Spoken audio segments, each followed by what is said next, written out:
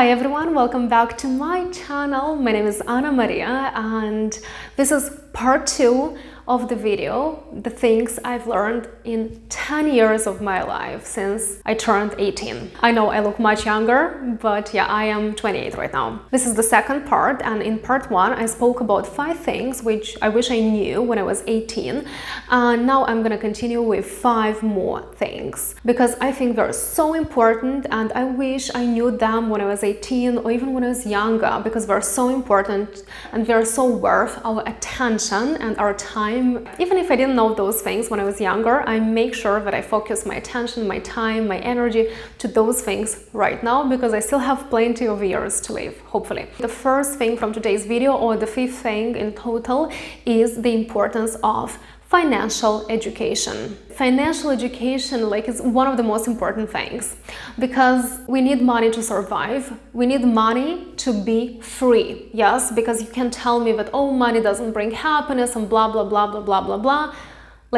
No, you will never persuade me. What money can give you, gives you freedom. Money gives you options. Money lets you go to do a health checkup, you know. Money actually can buy happiness because I love traveling. So with money, I can book myself a ticket and go and travel and I'll be so happy. Money can give you options. Like if you feel really bad at a certain job and if you have enough financial resources, you can actually decide to leave that job and go and work at a job where you get paid a bit less, but you are much, much, much happier. So clearly, money does buy happiness. Really, I'm a strong advocate for it. Money gives you freedom and gives you options to spend time with your family. Like you don't have to spend time cleaning and scrubbing your place around. And after you clean for like a whole day, you get really angry and you go to your loved ones and you start screaming at those loved ones because you cleaned the whole house for the whole day and you're so angry. But if you had money, if you had enough financial resources, you'd be able to invite a cleaner and then go and spend this amazing day with your family and be in a great mood and have a great time and bond with your close ones. So that's why I do advocate for financial education, and I think financial education is really important, and money does bring happiness, money does give freedom, money does give you options, money does give you much more time. So I grew up in a family where there was such a belief that when you don't earn much, you don't need financial education, because people who don't earn much, they have very, very little money and they already know how to allocate this little money. And this is a really big mistake, because I have seen that when you don't earn much money, this is the time when you need financial education the most. Of course, when you're super rich, yes, or living quite comfortably, you still need to have financial education to be able to handle your resources, your financial resources. But when you have little money, this is when you really need financial education, because yes, you will allocate a certain amount of your income, a big chunk of your income towards your expenses, but as well, you will have to think how to allocate a little part of your income towards developing yourself, towards your education, and towards maybe building more income sources, or at least earning more at your job, becoming a more valuable specialist, bringing more value into the company where you work, you know, or to your business, for example. I didn't even know that there is such a thing as financial education. I was about 18, 19. I moved to Ireland and I was earning my first big adult money and I was spending them. I have even no idea where I spent all those money. I never wrote anything. I never kept track of my expenses. So honestly, I have no idea where I spent my first money. And I was so lucky that at TU Dublin, where I studied, yes, at a technological university Dublin, in my first or second year, we had a whole course where we learned about personal finance. And our teacher encouraged us to purchase a book written by a qualified financial advisor. And I purchased that book that costed like maybe 15 or 20 euros, and that was the best investment in my life, because I began reading that book and I started to learn about what's an emergency fund and how to count how much you need in an emergency fund. I've learned about savings, about short-term, mid-term and long-term goals as well, and how hard it is to keep up with the long-term goals, but we still have to go through those hardships. I started to save for an emergency fund. I started to make savings for my future property, and that's why right now I'm filming this this video in my own property right now, and it feels amazing to have my own home. And I purchased it when I was like 26 years old without a mortgage, yes, and not many people can actually do this. And I understood that I have to educate myself about finances throughout my entire life. I read maybe 5 books on financial education, and I still keep searching for some really good books. Please let me know if you know any good books in the comments to this video, and you can check what I've read on my Instagram in the books highlight. And I discovered that there are so many different instruments onto how to handle your money. Yes, there are deposit accounts, there are different kinds of investments, obligations, stocks, ETFs, and so on and so forth. I started to feel so much better. I feel so much internal freedom knowing that I do have a financial base. It really makes me feel so much better. It gives me energy. It gives me space to create instead of worrying what would have happened if I lost my job tomorrow, for example. I even have a young cousin, she's 12, and I make sure to purchase a lot of books on financial education for him, because I think that we have to start financial education very, very early. Even 12 years old is quite late, actually, in my view. And I found that there are different instruments to give to children to start setting themselves different financial goals and achieving them. For example, on one of those Chinese websites, I found like a little folder which has different like envelopes, plastic envelopes inside, and you can allocate one envelope for one goal. Yeah, so you can have a few financial goals and you can add money into each envelope and save money for your goal. And I think it's a great thing to do and to start learning financial education from a very, very early age. That's why I do highly encourage everyone to start learning about finances, to start being more mindful about how we spend our money, because money is also time, freedom, happiness, traveling, goals, education for our children, and a lot of other great things. The next point which I want to talk about is self-discipline. Yes, self-discipline is a really hard thing to do, but I think it's a form of self-love. Because when we have certain goals in life, at the beginning we have motivation, we have a boost of energy to start doing certain things. But then, of course and obviously, that motivation fades away. What comes into play is self-discipline. And with self-discipline, we are able to achieve our goals. Yes, and self-discipline means to be disciplined enough to do certain regular actions every single day towards our goals. And even if, let's say, we somehow missed one day or anything like this, we can continue the following day. So the most important thing is to be disciplined enough to do certain regular actions constantly until we achieve our goals. I realized that it's really important, because otherwise I will not be able to achieve anything, because my motivation stays with me just for a little bit. Like, for example, I have my new project called the Culture Exchange Program, yes, where we teach English and we teach conversational spoken English and help people to finally be able to use their vocabulary and their grammar and put that into action and finally start speaking and communicating with native and international non-native English speakers. Boarding pass, so that they will be checked, so that your identity will be verified. Jacob, could you read this slide, please? At the beginning of my project, I was super motivated. I had a boost of energy. And of course, I started filming some content. I started preparing and developing my product, because we have a few products. Yes, we have the speaking club, and we also have the actual culture exchange program, where we learn grammar, where we learn pronunciation, and where we learn soft and cross-cultural skills as well. And of course, that motivation quite quickly left me, and what I had to do was to keep going and keep pushing myself to produce content all the time, to work on my project, to prepare the products, to communicate with students, to get their feedback, to keep improving the product. I do this because I have to do this, because I have a goal in mind, because I'm really excited about this project of mine, and I use my self-discipline to achieve a point where my project is going to be really successful and is going to be helping hundreds and hopefully thousands of people in this world. even if I don't feel like it, even if I'm tired, even if I'm bored, even if I don't have the energy, even if it's raining, I still will go ahead and I will make sure that I work on my project. Another goal of mine is to be healthy and happy and fit throughout my entire life. Yes, and for this I have to make sure that I do regular sport. Yes, and very often I come home from work and I'm very tired, I'm wrecked. I feel like I cannot do anything. Very often I feel like I want to throw up because of the stress which I had throughout the day.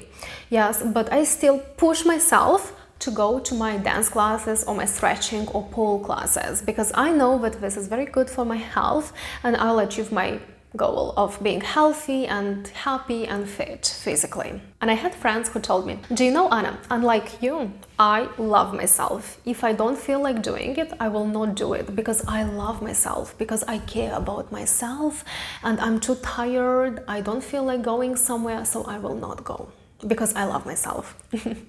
And I do understand that certain people see their self-love in such a way, but for me, self-love is that I keep going towards my goals even if I don't feel like it, even if I'm tired, bored, even if it's rainy, I don't know, sunny, windy, cloudy, snowy outside. And this is self-love because I love myself so much that I'm ready to do what it takes to achieve my best life and to feel good and to feel happy. And yeah, for me, self-discipline is a form of self-love because I'm ready to go ahead to put the effort systematically, yes, regularly, every single day to achieve my best life, to be happy, healthy, to be in a good relationship, to have my own program which works really well and to be really good at my job and so on and so forth. So I do think that self-discipline is a really powerful and strong tool. And I know that even if I'm not good at something, that's absolutely not a problem because I have the self-discipline to sit down and learn that thing.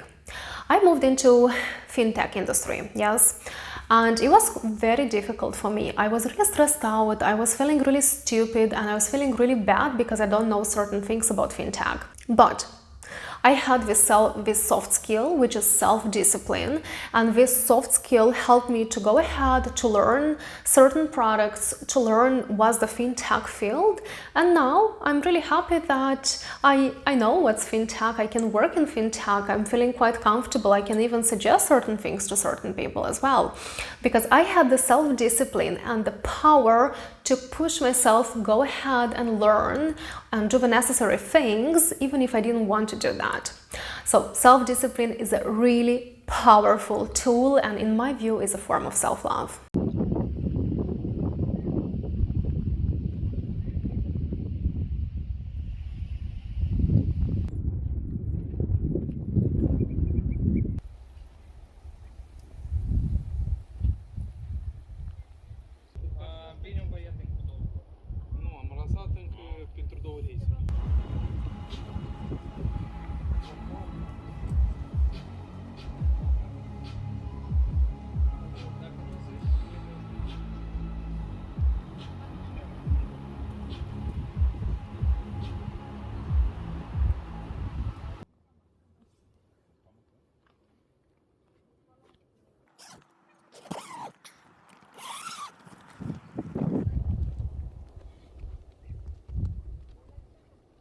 Good morning, guys. I am getting ready to start my day and I thought that I'm gonna be filming while I get ready because it's so hard to handle a full-time job and a YouTube channel and doing sports and looking after myself. So yeah, we will try to figure out ways of filming while I have a little bit of time on my own. I wanted to discuss the next point, and the next point which I understood, and I knew this thing, but I actually started applying this, okay? So the next point is self-love and self-care, both mental and physical. Of course, my grandma is a great person and she has always told me that I have to look after myself, after my health, that my health should be my number one priority, and I'm really happy and glad that I have such family who supports me that much and who taught me from my childhood that my physical health is very important. Okay, sorry guys, I'm not like a blogger, I don't know how to do these things, but I just simply have to get ready and go to work and do things. So I'm gonna try and look normal in this video, because I imagine it's quite hard to do those videos, like get ready with me. I have been looking after myself my whole life, yes, about my physical health, and I realized that I'm so glad that I spent so many years being very consistent with my sports, that I spent so many years trying to look after my food and so on and so forth. So yes, my physical health is very important, and as I mentioned, I do look after it a lot. Though lately I had some issues with my vitamin D levels, so I realized that I did not look quite well after my health, so I have to look much better after myself. And this is what I try to do every single day. I try to spend time to look after my physical health, to look after what I eat, to make sure that I go to do some sport, to make sure that I make 10k steps a day and that I care about myself physically. However, when we talk about the mental health, I did not pay so much attention to my mental health. Firstly, because mental health is not a widely discussed topic in Eastern Europe. Now, in the Western Europe, mental health is a topic which you can discuss almost on a daily basis. Yes, like everyone asks you, how's your mental health? How are you feeling? So there are constant discussions about the mental health. I think that is a problem, but I have noticed that people start slowly talking about mental health, but this is still not a normal discussion. I'm glad that I used to live in the west of Europe, where I understood how important mental health is and that we really have to look after ourselves. Guys, it's so hard to get ready and talk. It's honestly hard. So when you see those people making videos, getting ready and talking, my God, it's not easy. Honestly, not easy. Regarding the mental health, I used to talk really badly with myself, like really badly.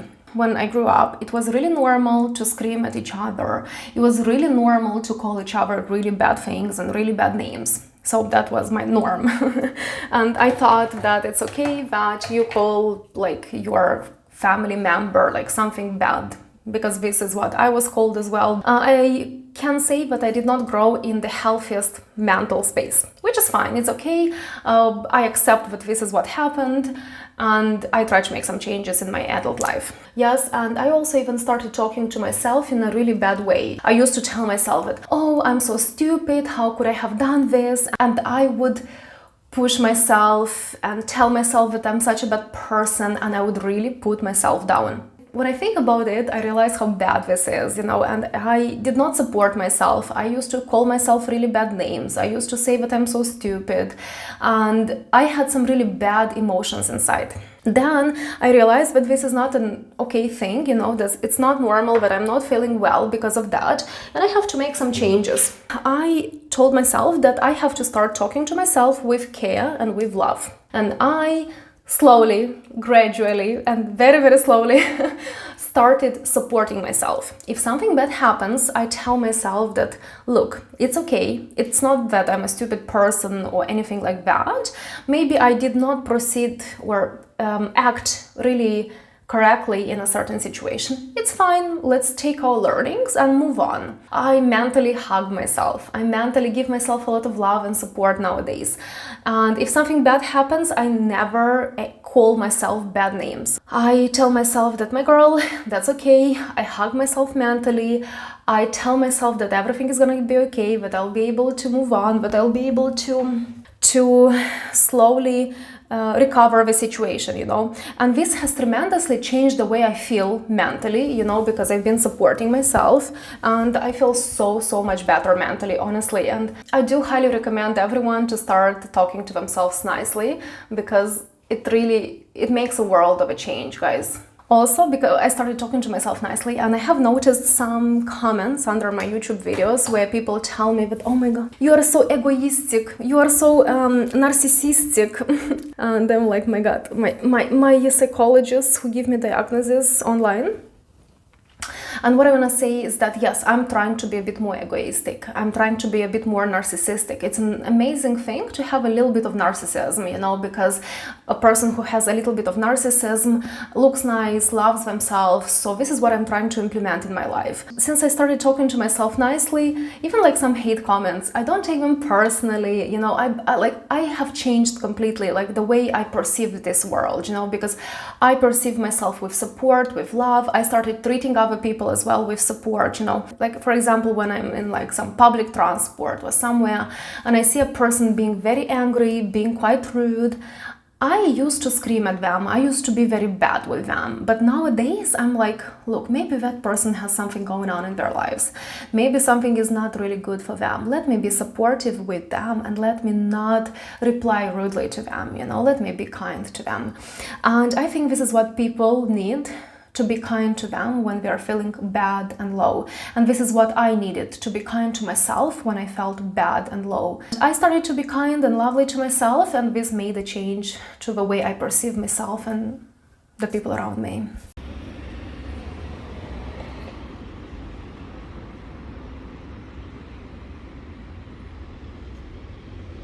The next thing which I wish I knew was to always make sure that I provide value. I didn't really used to think in the form of providing value, but nowadays I always try to think, what value do I provide to the world? And this has completely changed many things in my life, yes? Like for example, when I go to work, I always think, okay, what value do I provide to this company I work for? By understanding which value I provide to this company, it helps me prioritize my tasks. It helps me understand what exactly I'm doing, yes, what the company can gain from this, from the value which I bring to this company, and then I know that in the future I will be able to gain some benefits as well. Those can be financial benefits and many other benefits as well. Very often when we go to different interviews, yes, we are asked like, what can you help with? Yes.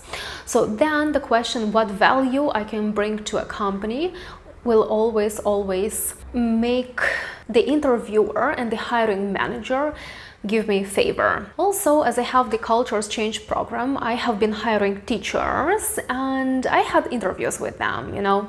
And those were really lovely interviews because every single one of them tried to provide some value to me. They were like, do you know, Anna, like this is what you can actually do.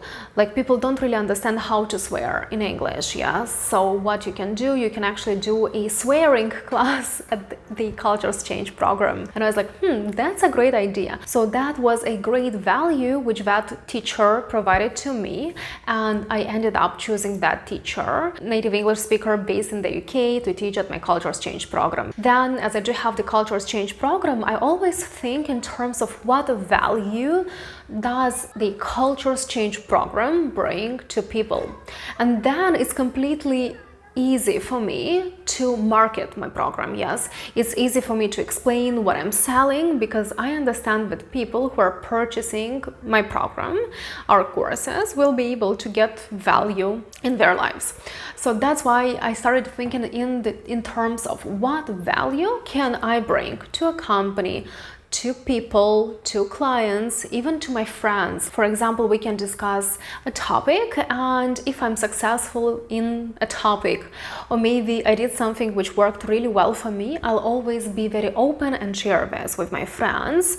Maybe they can listen to me, they can listen to my story, maybe they can get certain ideas for themselves and then benefit in the future. Usually when we provide some value, we will get some value in return. It can happen that we don't get any value in return, but then it's just going to be a one-time value provision. In the end, by bringing value, we will still gain a lot of benefits, and it's going to be a win-win situation, you know, like the other person or the other company is going to win, and I am going to win as well because I provided value.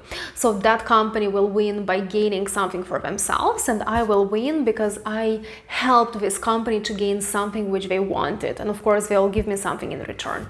So that's always going to be a win-win situation. Give it a try. Think about how you provide value into this world, yes, into the companies you're working at. I can't say that I always think in terms of like what value do I bring here, but I try to educate myself and build a habit of thinking which value do I bring to this company?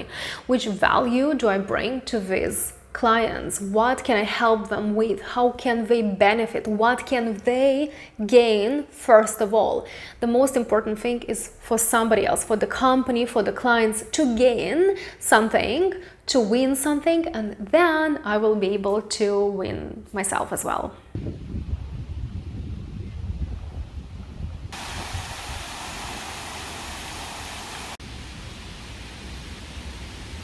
And the last but definitely not the least point which I've learned, and I do make sure to think about it as often as possible, is to be able to stay curious, to inspire myself and to motivate myself. So this self-motivation skill is a really powerful and very, very much needed soft skill. Very often we are taught to get external motivation and do things based on the external motivation. For example, if you clean your room, I'll give you money. If you read a book, I'll buy you an ice cream.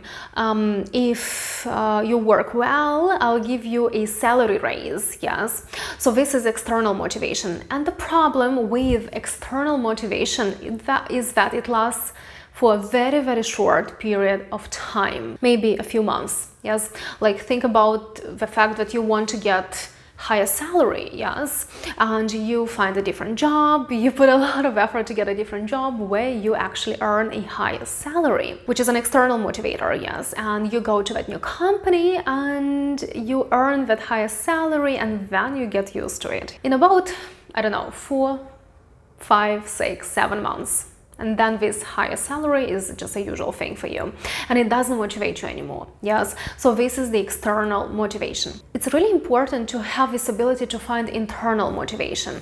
Internal motivation is based on our wants, is based on the things which we like doing, which we can do really well and which can bring value to other people. When we analyze our values, then we understand what's important for us. When we understand what's important for us, we can have a vision of our life and how we want our life to be, and then we'll work really, really hard to achieve that dream life. So basically we have to think about our values, about our things which are important for us, yes, and then we'll find this internal motivation. I've been working really, really hard to find this internal motivation because honestly I've been motivated by some external factors, yes, like salary, things which are like just external, you know. But I realized that it's not gonna last long. So what I have to do, I have to focus to find the things which match my values. For example, freedom is one of my values, and in that case I have to make sure that whatever I do makes me feel free, like there is no one above me telling me what to do and so on and so forth. That motivates me to do more things, to do the things which I like and I enjoy, and then it builds this internal motivation, yes, to get up in the morning, to do the things which I like because they match with my values. And when I went to a job interview to Samsung, I was asked, how do you motivate yourself? And I was like, is this a question related, like, is this a serious question for a job interview? But later on, maybe a few years later, I realized that yes, it's a really important question when we know how to motivate ourselves, when we know how to look into the future, when we know how to work towards the things that we want, when we have the self-discipline to go ahead and do the things which we want to achieve. And yeah, self-motivation is something that I am working on.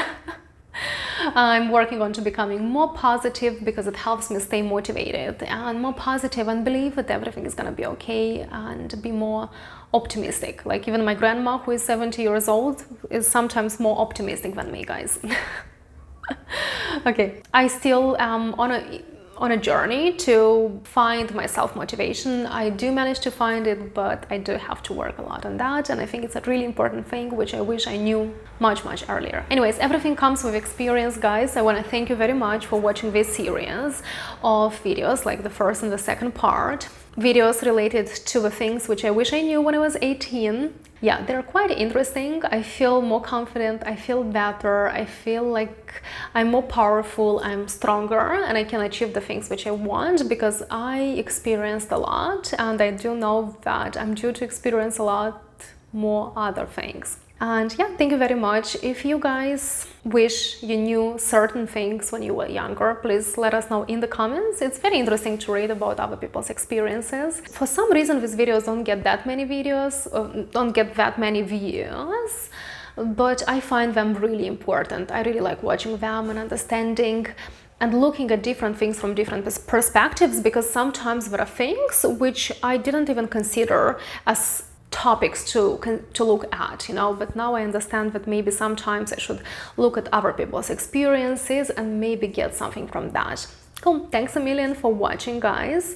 It's been lovely to spend some time with you, and yeah, make sure that you give this video a like. You check out my Instagram, because I managed to be more active on Instagram. Yes, the link to my Instagram is in the description. The link to the Cultures Change Instagram is in the description as well, and I'll be waiting to see you there.